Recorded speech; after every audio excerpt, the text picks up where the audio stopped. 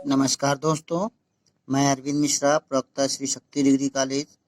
आज आपको सीटेट और यूपी टेट तथा सुपर टेट में जो यूपी टेट और सीटेट में जो है पिछले 10 वर्षों से क्वेश्चंस आ रहे हैं उनका रिवीजन करवा रहे हैं और ये बहुत बहुत महत्वपूर्ण प्रश्न है। इनको ध्यान से सुनिएगा और जो जो आपको ना आता हो उसका नोट्स बना लीजिएगा। ये बहुत इम्पॉर्टेंट हैं और हमारे चैनल को सब्सक्राइब करें और बेल आइकन भी दबाएं। तो पहला क्वेश्चन सुनिए, सर्वाधिक जैव विविधता किस क्षेत्र में पाई जाती है? तो ये भूमध्य रेखीय क्षेत्र में पाई जाती है। दूसरा क्वेश्चन है, विश्व का सबसे बड़ी जो प्रवाल भित्ति है कौन है, कहाँ है? तो विश्व की सबसे बड़ी प्रवाल भित्ति है ये ग्रेट बैरियर रीफ ऑस्ट्रेलिया में है। ये आपको जीके से भी क्वेश्चन फंसेंगे इसमें और आपके साइंस में भी हैं और पर्यावरण, तीनों का इसमें मिला जुला असर है। तो तीसरा क्वेश्चन है, भारत में किस क्षेत्र को पारिस्थितिक उष्ण की संज्ञा दी गई है?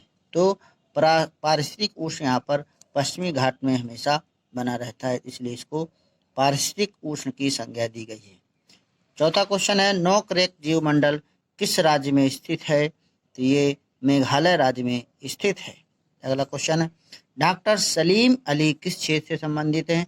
तो आप जानते हैं डॉक्टर सलीम अली को फादर ऑफ बर्ड्स कहा जाता है। ये पक्षी विशेषज्ञ हैं और डॉक्टर सलीम अली पश्चिमी बिहार ये आपका जम्मू कश्मीर में है।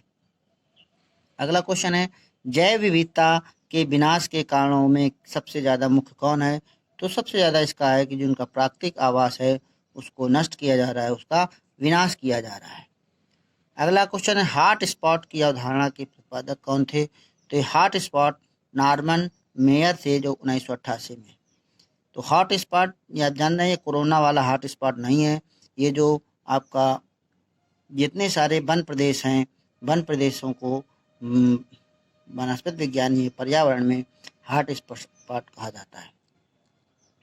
अगला क्वेश्चन है, भारत में प्रथम जैवमंडल क्षेत्र नीलगिरी है जो इसकी स्थापना कब की गई थी? तो ये 1986 में की गई थी। अगला क्वेश्चन है, जैव विविधता दिवस कब मनाया जाता है? तो ये बहुत बार आपको रिवीजन भी कराया है और ये इससे संबंधित है, तो ये 22 मई को मनाया जाता है। अगला क्वेश्चन है, देश के किस भाग को जैव विविधता का द्वार कहा जाता है? द्वार कहा जाता है। तो ये पूर्वोत्तर राज्यों को जैव विविधता का द्वार कहा जाता है, द्वारा यहाँ गलत लिखा है। नेक्स्ट क्वेश्चन है कि उड़ने वाली छिपकली कौन है और कहाँ पाई जाती है? तो उड़ने वाली छिपकली का नाम डैक्रो है और ये पश्चिम घाट के जंगलों में पाई जाती है। अगला क्वेश्चन है, मृग से आ जाता है कभी कभी, तो थामिन मृग कहाँ पाए जाते हैं? तो थामिन मृग याद रखिए मणिपुर में पाए जाते हैं। कस्तूरी मृग जो है बृहद हिमालय पर्वत क्षेत्र में पाए जाते हैं और मुख्यतया आपको जम्मू कश्मीर के दाचिंगम जो है राष्ट्रीय उद्यान में पाए जाते हैं। अगला है, श्याम मग कहाँ पाए जाते हैं? तो श्याम मग जो है थार राजस्थान में पाए जाते हैं। अगला क्वेश्चन है, लिविंग प्लेनेट सूचकांक क्या है? लिविंग प्लेनेट सूचकांक जैव विविधता की स्थिति को सूचक करता है। राष्ट्रीय जैव विविधता कार्य योजना कब बनाई गई थी? तो ये 2008 में बनाई गई थी। अगला क्वेश्चन है, किस देश ने अपने नागरिकों को नवंबर 2015 में नारंगी प्रदूषण की चेतावनी दी थी? तो ये चीन था। अगला क्वेश्चन है, किस देश को दुनिया में कार्बन निगेटिव देश के रूप में जाना जाता है? ये भूटान ऐसा देश है जहां पर कार्बन निगेटिव के रूप में जाना जाता है। अगला क्वेश्चन, पर्यावरण संरक्षण अधिनियम को अन्य किस नाम से जाना जाता है? तो ये छाता विधान परिषद के भी नाम से जाना जाता है। किस गैस को दम घोटू गैस कहते हैं जिससे दम घुट जाता है? तो वो कार्बन मोनोऑक्साइड गैस है। आपको बताया था कि कार्बन मोनोऑक्साइड गैस हमारे शरीर के अंदर जाकर हीमोग्लोबिन से रिएक्शन कर लेती है और कार्बोक्सी हीमोग्लोबिन बना देती है, जिससे जो है बिल्कुल क्लॉटिंग हो जाती है और खून का जो संक्रमण होता है, जो पानी गैस का बहाव है वो नहीं होता है, HbCO3 बन जाता है। ये बहुत इंपॉर्टेंट क्वेश्चन है, कई बार लगभग बहुत सारी प्रतियोगी परीक्षाओं में पूछा गया है कि भोपाल गैस त्रासदी किस गैस के रिसाव के कारण हुई थी? तो ये मिथाइल आइसोसाइनेट के द्वारा हुई थी, जिसे मिक्स के नाम से या मैसी के नाम से जाना जाता है। नेक्स्ट क्वेश्चन बहुत इंपॉर्टेंट, ये कई बार भी पूछा गया है। रामसर सम्मेलन या संधि किससे संबंधित है? तो ये आर्द्र भूमि, जो नम भूमि है जहाँ पर पानी आनी रहता है, दलदली भूमि है, के तालाब हैं, नदी हैं, पोखर हैं आदि के संरक्षण तथा संवर्धन से है। विश्व आर्द्र दिवस का मनाया, आर्द्र माने नमी, ह्यूमिडिटी, ये 2 फरवरी को मनाया जाता है। आपको पता है मेघा पाटेकर का संबंध किससे है? तो ये कई बार पूछा गया है, नर्मदा बचाओ आंदोलन से संबंधित है। चिल्का झील कहाँ पर है? तो चिल्का झील जो है उड़ीसा में स्थित है। खेती की सर्वप्रथम प्राचीन प्रणाली कौन सी है? तो आपको पता है कि झूम खेती, बहुत बार झूम खेती के बारे में पूछा गया है। ये प्राचीन प्रणाली है और शिफ्टिंग कल्टीवेशन भी इसे कहते हैं, है ना। झूम खेती के बारे में आप हमारे कमेंट्स बॉक्स में लिखिए कि इसके कैसे की जाती है। अगला क्वेश्चन, प्रदूषित जल पीने से कौन सा रोग होता है और किस अंग को प्रभावित होता है? तो प्रदूषित जल पीने से आप ज़्यादा पिएंगे तो आपको बुखार है ये सब आ जाएगा, टाइफाइड रोग हो जाएगा और ये छोटी आंत को प्रभावित करता है। नीली क्रांति जो है मत्स्य उत्पादन से कहते हैं, झींगा मछली उत्पादन से कहते हैं और इसी को मछली उत्पादन को पिसी कल्चर के नाम से जानते हैं। पिसी कल्चर अर्थात मत्स्य या मछली उत्पादन से संबंधित है। नेक्स्ट क्वेश्चन है, किस मृदा का निर्माण जो ज्वालामुखी निकलती हैं उनके लावा से होता है? तो ज्वालामुखी से राख निकलती है, काली लावा निकलते हैं, तो काली मिट्टी का निर्माण होता है। नेक्स्ट है, पृथ्वी का अपमार्जक कौन है? तो पृथ्वी में जो अपमार्जक रूप में काम करते हैं या इन्हीं को अपघटक कहते हैं, तो ये जीवाणु और कवक। यहाँ पर क्वेश्चन है पृथ्वी का अपमार्जक, और अगर ऊपर का अपमार्जक पूछ लेंगे तो अपमार्जक तुम्हारे कुत्ता, कौवा, गिद्ध, बाज, चील, ये सब अपमार्जक की श्रेणी में आ जाते हैं। ये भी क्वेश्चन बहुत बार पूछा गया है। राष्ट्रीय पर्यावरण अभियांत्रिकी शोध संस्थान कहाँ स्थित है? या इसी को पर्यावरण अनुसंधान के नाम से पूछ लिया जाता है, तो ये नागपुर है। इसी को नेरी कहते हैं, अंग्रेजी में नेरी पूछ लेते हैं। नेरी कहाँ पर है? नागपुर में है। और नेरी का फुल फॉर्म हमारे कमेंट्स बॉक्स पे लिखिएगा। अगला क्वेश्चन है, जल प्रदूषण निवारण एवं नियंत्रण अधिनियम कब बना था? तो जल प्रदूषण निवारण नियंत्रण नियम 1974 को बना था। ये भी क्वेश्चन बहुत इंपॉर्टेंट है। वर्मी कल्चर क्या है या वर्मी कंपोस्ट क्या है? तो वर्मी कल्चर, वर्म माने केचुआ को कहते हैं और केचुओं को किसानों का मित्र कहा जाता है। तो केचुओं के जो पाल कर उनकी खाद बनाई जाती है उसे वर्मी कंपोस्ट का नाम दिया जाता है। झीलों का देश किस देश को कहा जाता है? तो ये फिनलैंड को कहा जाता है। किसानों का देश, समुद्र की रानी किस देश को कहा जाता है? तो ये फ्रांस को कहा जाता है। वनों का देश किसे कहा जाता है? तो ये कांगो को कहा जाता है। एलपीजी, ये बहुत बार आया क्वेश्चन। एलपीजी में गैस रिसाव पता करने के लिए इसमें क्या मिलाया जाता है? तो इसमें एलपीजी की जो होता है मिश्रण, उसमें ब्यूटेन पेंटेन होता है और इसमें महक के लिए मिथाइल मरकैप्टन डालते हैं, इसे थायोल भी कहते हैं, एसएच के नाम से जानते हैं, जिससे आपको महक पता चल जाती है, रिसाव का पता चल जाता है। अगला है, प्यासी भूमि का देश किसे कहा जाता है? तो ये ऑस्ट्रेलिया को कहा जाता है। पक्षियों का महाद्वीप किस महाद्वीप को कहा जाता है? तो ये दक्षिण अमेरिका को कहा जाता है। अगला क्वेश्चन है, चीनी का कटोरा किस देश को कहा जाता है? तो ये क्यूबा को कहा जाता है। पोमोलॉजी का संबंध किससे है? तो पोमोलॉजी अर्थात फलों के उत्पादन से है, फलों के अध्ययन से है, फलों के तो पोमोलॉजी कहते हैं। नेक्स्ट है जो है, विश्व का सबसे ऊंचा पठार कौन सा है? तो पामीर का पठार विश्व का सबसे ऊंचा पठार है। विश्व हरित क्रांति के जनक कौन है? तो विश्व हरित क्रांति के जनक है नॉर्मन जी बोरलॉग, एनजी बोरलॉग के नाम से जानते हैं। और भारत के हरित क्रांति के जनक कौन है? ये कमेंट्स बॉक्स में लिखिएगा। हरित क्रांति का सर्वाधिक प्रभाव किस फसल पर पड़ता है? तो हरित क्रांति मतलब मेन गेहूं की फसल ही ली गई है। गेहूं, ज्वार, बाजरा, ये सब हरित क्रांति आते हैं, मुख्यतः गेहूं है। भारत की हरित क्रांति की शुरुआत कब हुई थी? तो ये 1966-67 में हुई थी। भूकंप मापन की कौन सी इकाई है? तो भूकंप हमेशा रिएक्टर स्केल पे, आप जब भूकंप आप देखेंगे इतने इस रिएक्टर स्केल पे आया, तो ये भूकंप जो मापते हैं ये रिएक्टर स्केल पे मापते हैं। और जो सिस्मोलॉजी है भूकंप का अध्ययन करते हैं, और सिस्मोग्राफ जो है तो भूकंप के नापने का जो है वो यंत्र है। इनको याद रखिए, क्वेश्चन इससे भी कई बार आए। नेक्स्ट है, सुनामी किस भाषा का शब्द है? तो सुनामी जापानी है, और समुद्र में ज़्यादातर जो लहरें उठती हैं उन्हें सुनामी लहरी कहते हैं। गिद्ध संरक्षण परियोजना कब शुरू की गई थी? तो 2006 में ये शुरू की गई थी। अगला क्वेश्चन है, शांत घाटी या साइलेंट वैली कहाँ स्थित है? तो ये केरल में स्थित है। भारतीय पारिस्थितिक जनक किसे कहा जाता है? तो भारतीय पारिस्थितिकी का जनक जो है प्रोफेसर रामदेव मिश्रा को या आर मिश्रा को कहा जाता है। अगला क्वेश्चन है, पारिस्थितिकी शब्द का सर्वप्रथम प्रयोग किसने किया था? तो इसका सबसे प्रथम प्रयोग अर्नेस्ट हेकल ने किया था।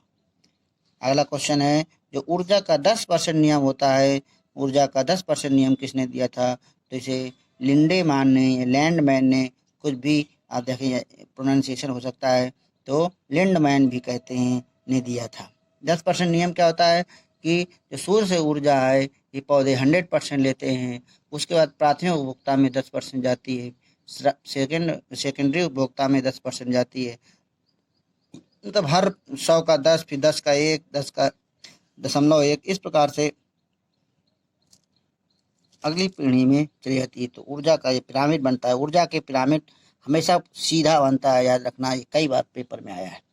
नेक्स्ट है, उर्मिल घास का मैदान कहाँ स्थित है? तो ये कर्नाटक में स्थित है। हंगुल परियोजना कब शुरू हुई थी? 1970 में। धरती के पुकार पुस्तक के लेखक जानते हैं, धरती के मेन संरक्षक आपके सुंदरलाल बहुगुणा हैं। इन्होंने इनको बहुगुणा को वृक्ष मित्र भी कहा जाता है, क्योंकि इन्होंने चिपको आंदोलन के प्रणेता भी कहे जाते हैं। पेड़ों को काटने से बचाने के लिए इन्होंने बहुत सारा प्रयास किया था, इसलिए इनको वृक्ष मित्र भी कहा जाता है। जल मित्र किसे कहा जाता है या जल पुरुष किसे कहा जाता है? अगर आपको आता है तो हमारे कमेंट बॉक्स में लिखिएगा। जंगल अधिकार अधिनियम कब बना था? तो 2007 में बना था। पार्वती घाटी कहाँ स्थित है? ये हिमाचल प्रदेश में स्थित है। एक सींग वाला गैंडा, ये बहुत बार पेपर में आया है, पिछली बार भी कई बार से आ रहा है। तो ये काजीरंगा राष्ट्रीय उद्यान में है। हिम तेंदुआ परियोजना की शुरुआत कब हुई थी? तो ये 2009 में हुई थी। अगला क्वेश्चन, ध्वनि प्रदूषण मापने की इकाई क्या है? तो ध्वनि प्रदूषण हमेशा डेसिबल से मापते हैं, इसे 60 में डीबी भी कहते हैं। अगला क्वेश्चन है, विश्व पर्यावरण संरक्षण दिवस कब मनाया जाता है? तो ये 26 नवंबर को मनाया जाता है। भारतीय वन्य जीव संस्थान कहाँ स्थित है? देहरादून में। ये भी बहुत इंपॉर्टेंट है, कई बार आया है, और पिछली बार भी आप उठा के पेपर देख लीजिए, बहुत बार आया है। भारतीय वन्य जीव संस्थान कहाँ है? तो ये देहरादून में है। नेक्स्ट है, विश्व पर्यावरण दिवस 2019 की थीम क्या थी? तो था बीट वायु प्रदूषण, मतलब वायु प्रदूषण को हराइए। और 2020 की क्या है, अगर आपको पता है तो बताइएगा। ओजोन परत की मोटाई किससे नापते हैं? तो आपको बताया है कि ये डॉप्सन में नापते हैं, और 200 MU डायप्सन से कम होने पर होल हो जाता है, उसे हम ओजोन होल की संज्ञा देते हैं। लाल क्रांति का संबंध किससे है? लाल क्रांति दो से है, मांस से भी है और टमाटर उत्पादन से है। BCG का टीका लगाया जाता है, कब लगाया जाता है? ये टीबी रोग से बचाव के लिए BCG का टीका लगाया जाता है, और BCG का फुल फॉर्म हमारे कमेंट्स बॉक्स में लिखिएगा। अगला है, एड्स की जांच के लिए कौन सा टेस्ट होता है? तो एलिसा टेस्ट एड्स की जांच के लिए होता है। आप रखिए, एड्स दिवस 1 दिसंबर को मनाया जाता है। एड्स HIV डिजीज से, HIV वायरस से फैलता है, और ये ह्यूमन की इम्यूनो सिस्टम को कमज़ोर करता है ना। नेक्स्ट है, शारदा एक्ट के संबंधित है? तो शारदा एक्ट बाल विवाह से संबंधित है, और बाल विवाह में सबसे ज़्यादा योगदान राजा राम मोहन राय का है रोकने के लिए।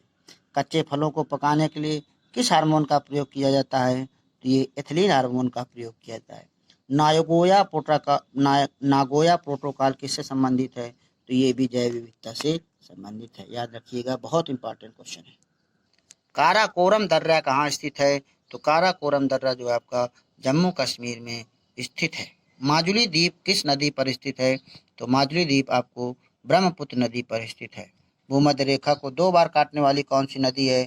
तो ये कांगो नदी है। उड़ीसा का शोक किस नदी को कहा जाता है? तो ये महानदी को कहा जाता है। अगला क्वेश्चन है कि चावल में जब पॉलिश कर देते हैं तो कौन सा विटामिन नष्ट हो जाता है? तो चावल में पॉलिश करने से विटामिन B1 या थायमीन नष्ट हो जाता है।